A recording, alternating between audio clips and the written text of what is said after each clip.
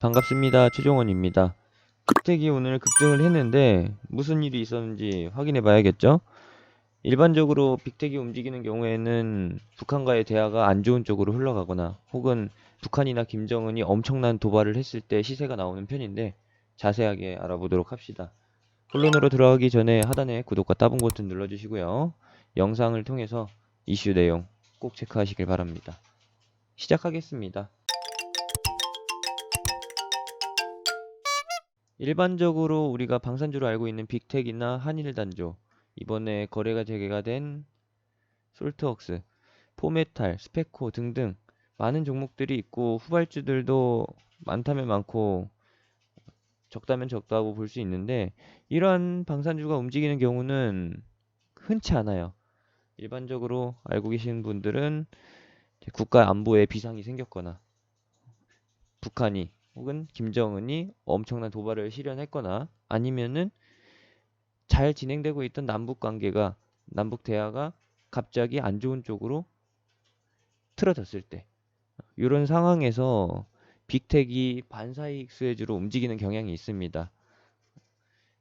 이건 역시도 테마라고 볼 수 있는데 이 부분에 대해서 본다라고 하면은 정말 상식적으로 봤을 때 이제 방산주가 시세를 보이게 되면은 이제 반대로 대북주는 시세가 죽고 그리고 또 북한과의 관계가 남북 관계 또는 북미, 미국, 미국과의 대화 재개가 활발하게 진행된다라고 하면은 대북주의 시세가 출현되면서 방산주의 시세가 스물스물 하락세를 그리기 시작하죠.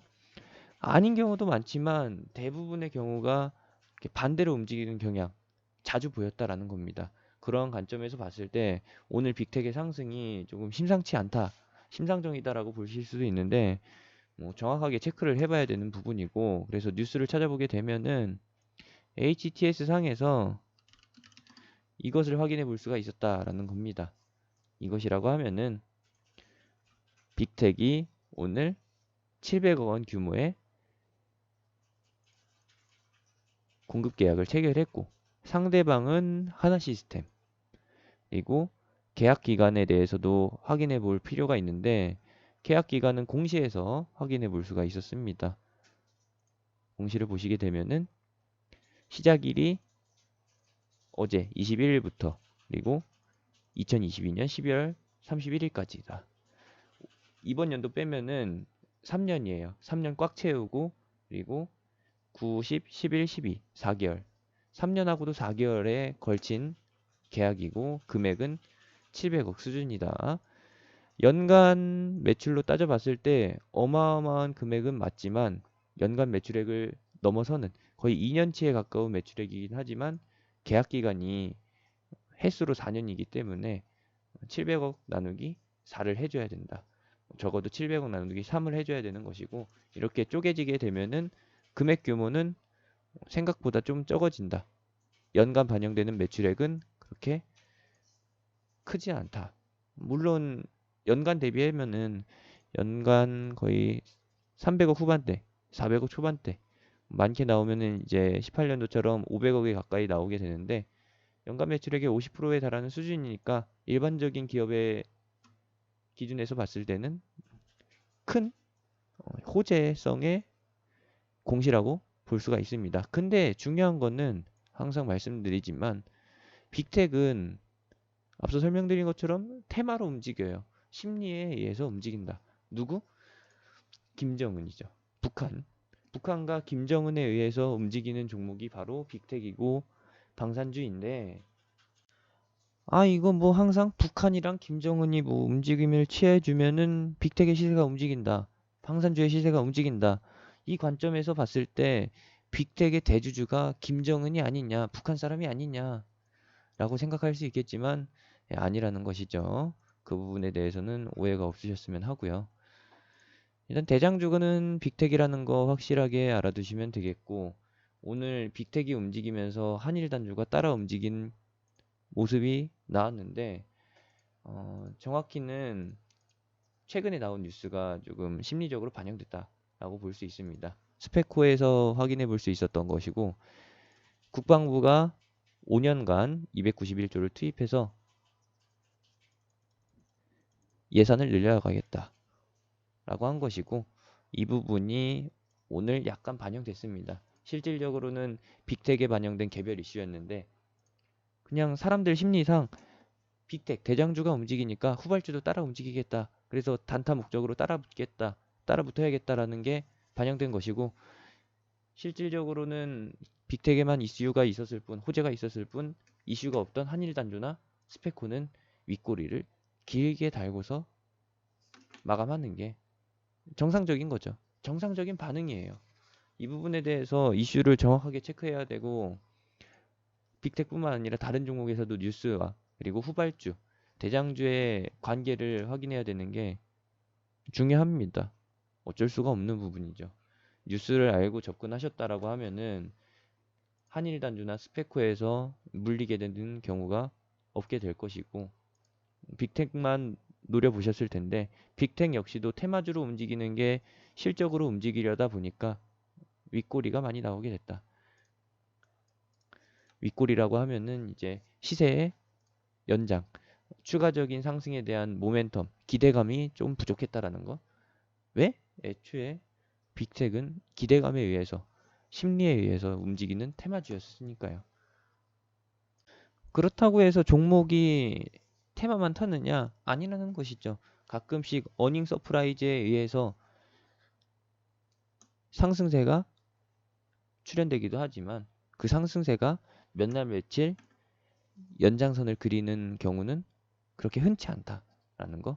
실적주에서나 볼 수 있는 우상향 추세인 거지, 테마주에서는 어닝 서프라이즈로 인한 연속적인 상승세 기대하시면 안 된다라는 거 꼭 알아두셨으면 합니다. 그런 것이고요.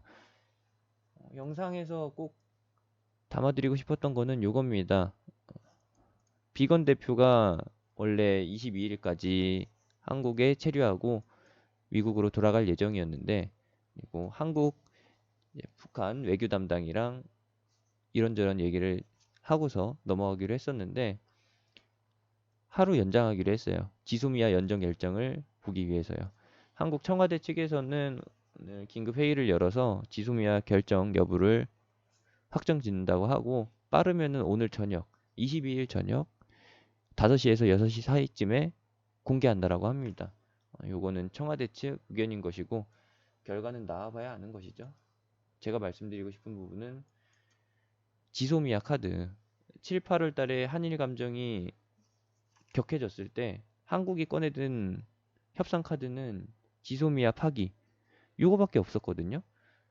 그리고 이제 막 국민적인 여론으로 형성된 일본 불매운동, 요거는 정부가 주도한 게 아니라 국민이 주도한 거니까 정부 측에서는 이거에 대해서 왈가왈부할 필요가 없는 것이고, 지소미아 카드에 대해서만 만지작거리는 것인데, 한국이 사용하던 이 카드 연장으로 결정되게 되면은 한국에서는 이제 더 꺼내들 카드가 없다. 그러므로 주도권이 일본한테 넘어갈 수가 있다라는 것이죠. 지소미아 카드를 쥐고 있을 때에도 화이트 리스트에 의해서 국가 경제가 휘청이느냐 마느냐, 미래가 있다 없다 이런 식으로 말들이 많았었는데, 이 카드마저, 지소미아 카드마저 없어지면은 어떻게 될지 걱정이 이만저만이 아닙니다. 그리고 이제 또 한 가지 더 체크해 볼 게 있는데요.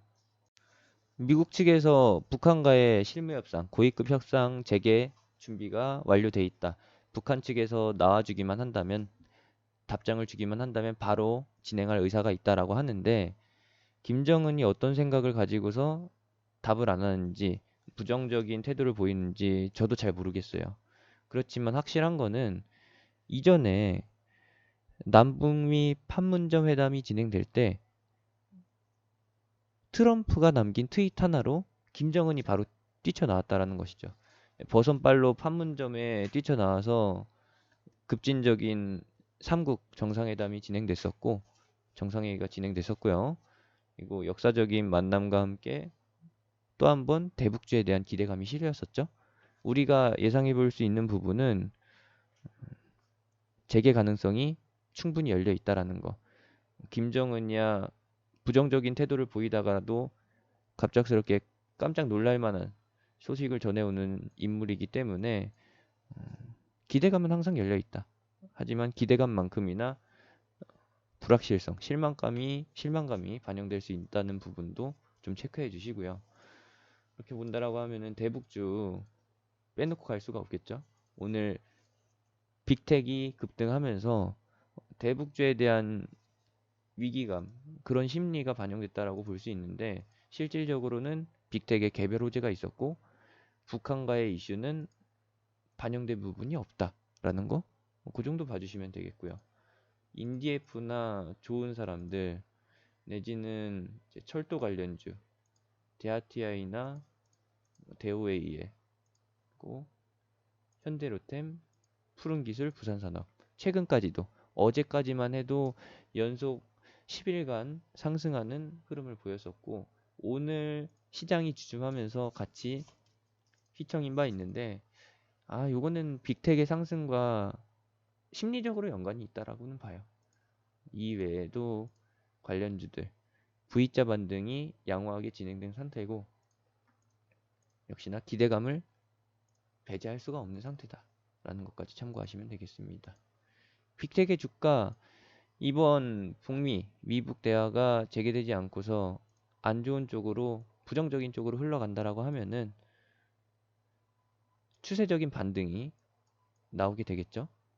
그리고 우리가 기대하는 미북, 북미와의 대화 재개, 남한과의 대화도 재개된다라고 하면은, 가능성이 실린다라고 하면은 빅텍은 계속해서 하락 추세를 그리면서 전저점 수준에 도달하는 흐름이 발생되게 될 겁니다. 이 정도까지 참고해 주시면 되겠고요. 이 정도라고 본다면은 빅텍을 공략하면서 해지로 대북주를 매수할 수도 있는 것이고, 대북주를 매수하면서 해지로 빅텍을 매수할 수도 있는 것인데, 전략적으로 취해갈 수 있는 부분이고, 지금 시장 상황이 대형주의 흐름이 신뢰도가 높지 못하다 보니까 테마주 쪽으로도 가능성을 열고 볼 수 있어요. 빅텍도 그 중에 하나가 될 수 있다라는 것이죠. 현재 저는 타이밍을 잡고 있는데, 지금 당장 오늘이나 내일은 공격적으로 대응할 만한 시기는 아니라고 보고요. 정확한 타이밍을 알려드리기 위해서 영상을 남기기보다는 톡방으로 알려드리는 게, 매매 전략을 공유하는 게 훨씬 빠르거든요. 제 생각에는 이 타이밍을 노리신다면은, 같이 공략해 보시려면은 다음 영상을 기다리시는 것보다 톡방에 참여하셔서 같이 하시는 게 훨씬 낫지 않을까라고 생각됩니다. 자세한 시황 영상에는 다 남겨드리지 못했지만, 이제 매주 수요일 저녁 9시 30분에 있는 공개 방송에서 전체적인 시황, 테마 흐름에 대해서, 그리고 대북주와 빅텍의 관계, 정확한 조금 더 세밀한 차트 분석 확인하시면 좋겠고, 매매에 참여하실 분들은 하단 링크 톡방으로 들어오시면 되겠습니다. 간단하게 빅텍과 대북주, 그리고 북한과 관련된 이슈에 대해서 정리해 드렸습니다. 감사합니다.